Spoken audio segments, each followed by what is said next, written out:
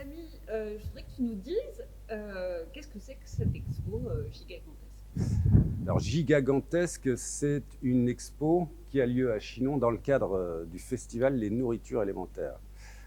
Et l'idée, eh bien, c'était de proposer des pièces qu'on appelle monumentales, dans le cadre des arts plastiques, dont une qui est pour le coup vraiment monumentale et qui s'intitule Monument pour une dictature. Alors ici, j'ai imaginé une petite espèce de petit cours très rapide concernant effectivement un basculement qui aurait eu lieu durant la Révolution française en 1789. Et pour le dire très synthétiquement, très caricaturalement, il y aurait eu avant la Révolution française des figures. Donc l'esclave, le maître et le médiateur qui était plutôt le prêtre, le clerc, et finalement le fonctionnaire. Bon. Et parfois le philosophe aussi. Donc ces trois figures, esclave, maître, médiateur. Et puis après la Révolution française, ça s'est complètement transformé. Il y a eu l'idée de fonder un État de droit. Donc de l'esclave, on est passé au peuple, du maître, on est passé à l'État, et puis des médiateurs, on est passé aux représentants, mais surtout à l'idée de droit. Ceci pour s'inscrire dans le cadre d'un État-nation et surtout d'un État de droit. Ça, c'est très important, en fait, après la Révolution française. Donc, d'une démocratie. Donc, de la démocratie. Donc, ces figures, en fait, on se dit que trois figures en auront placé trois autres. Et en fait, je crois que ce n'est pas du tout le cas. Ça a été un phénomène, en fait, qu'on peut considérer comme européen, voire américain aussi, puisqu'il y a eu la Révolution américaine, donc un phénomène occidental. Il y a eu une diffusion justement de cette idée d'état de droit mondial. Tous les peuples ont le désir de vivre dans un état de droit démocratique, etc., etc. Donc on a vu que ce n'était pas évident et que c'était quand même resté plus ou moins en Occident, et qu'en fait la figure du maître, de l'esclave, on va dire du médiateur, on le voit bien d'ailleurs aujourd'hui en Orient, elle est encore bel et bien là. Et en fait le truc, c'est qu'il y a une espèce de tuilage, ce qu'on appelle un tuilage, c'est-à-dire qu'en fait les maîtres restent les maîtres dans certains pays. Et là, il n'y a pas de doute là-dessus, qui seraient plutôt des dictatures. On peut penser à Poutine, Xi Jinping, Narendra Modi, mais tout ça, c'est aussi sous l'angle de ces maîtres qui disent « Ah, mais nous sommes au sein d'une démocratie, il y a un vote, etc. Vous voyez bien que nous sommes élus, blablabla, blablabla. » Bon, en fait, ce sont un peu des farces, mais il y a toujours cette visée, en fait, qui est liée au maître, en fait.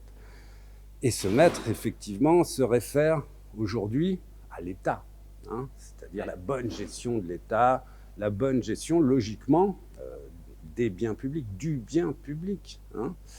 Et les esclaves se réfèrent au peuple, toujours. Et là, il y a toujours des choix. Est-ce que le peuple veut, finalement, être toujours conditionné par la servitude volontaire, ou bien veut-il la liberté?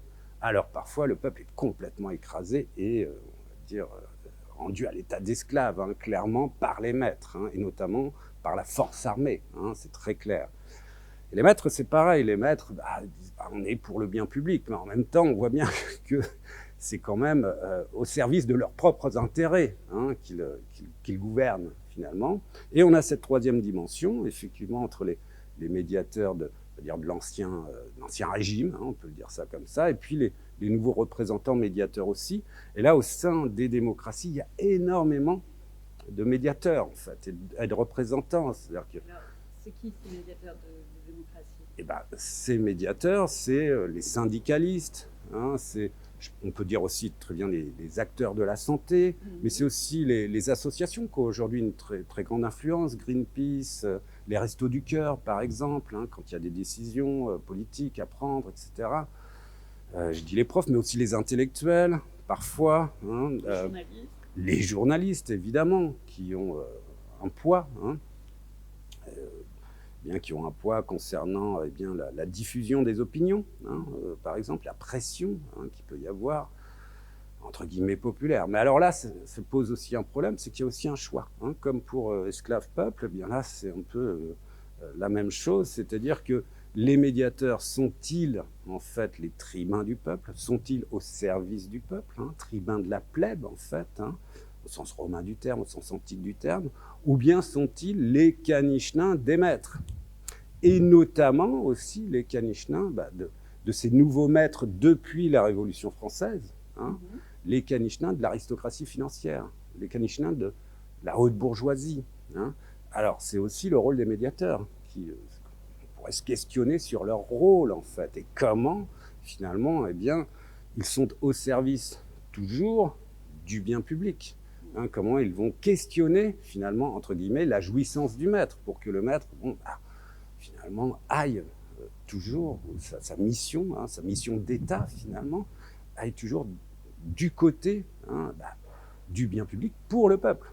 Hein. Tu vois, c'est quelque chose comme ça, en fait. Donc, qui tu enfermes dans ce monument? Alors, le dictateur ou le médiateur qui se pose plus de questions? Ah ben alors, justement, ce monument, c'est une espèce de signe, en fait, de signe, de symbole.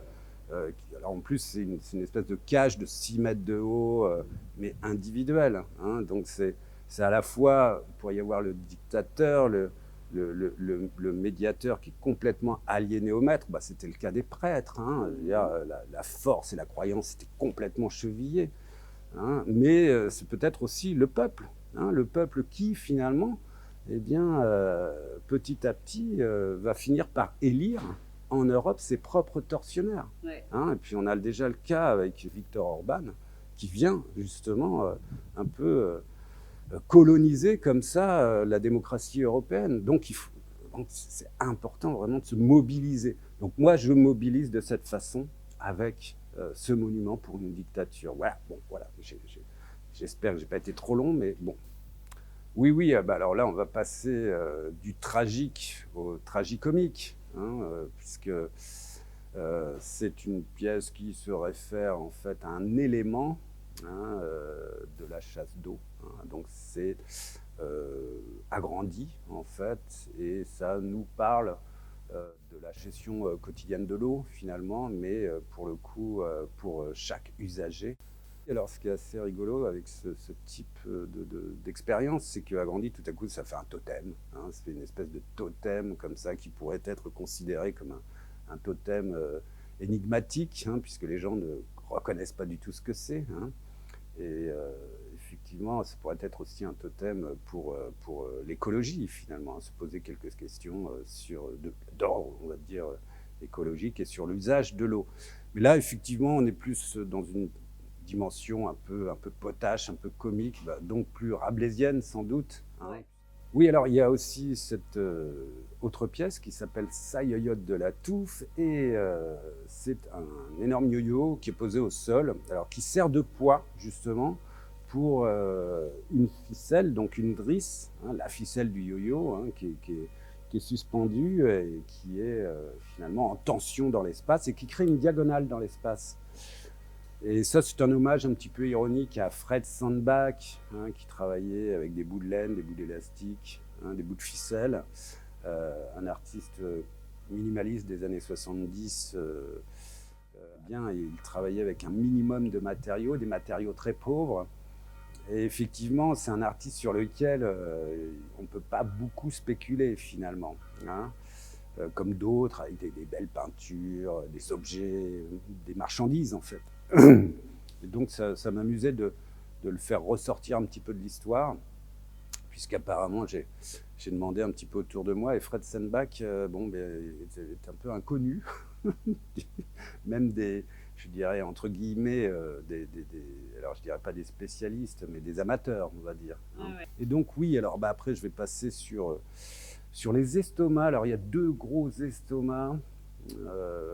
Alors je ne sais même plus comment je les ai appelés, c'est les estomacs de Rabelais, je crois.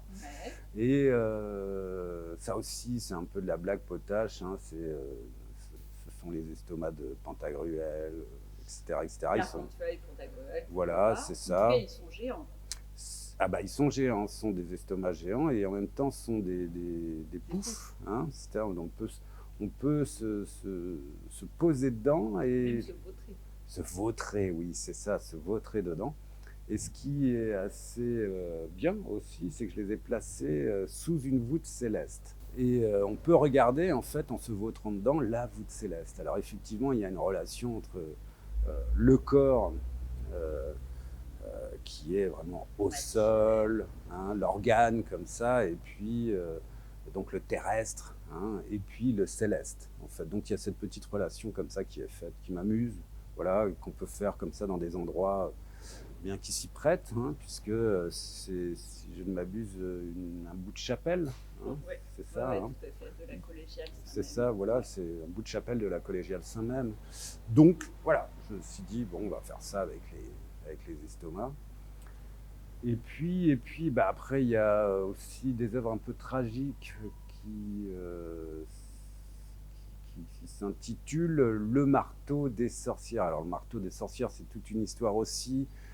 C'est un livre qui s'intitule Le marteau des sorcières du XVIe siècle et qui a servi finalement à la chasse aux sorcières durant 2 siècles. Et ce livre permettait, alors de manière complètement délirante en fait, de reconnaître les sorcières. Hein, et donc on a brûlé comme ça eh bien, des milliers de femmes, mais ça passait quand même toujours par un jugement.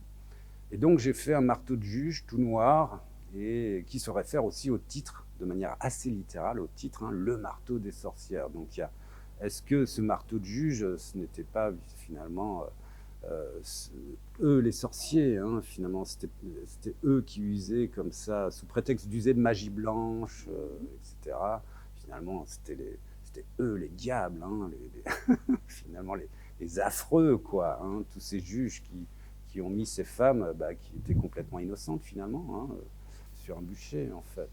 Donc, pourquoi tu as grandi cet objet en particulier? C'est vraiment pour signifier peut-être et pour rendre hommage Alors bah là oui, là encore, c'est ce que j'appelle un monument pour les vaincus, hein, puisque sur les places publiques, il n'y a que des monuments pour les vainqueurs en fait. Hein, ça c'est Walter Benjamin qui nous le dit.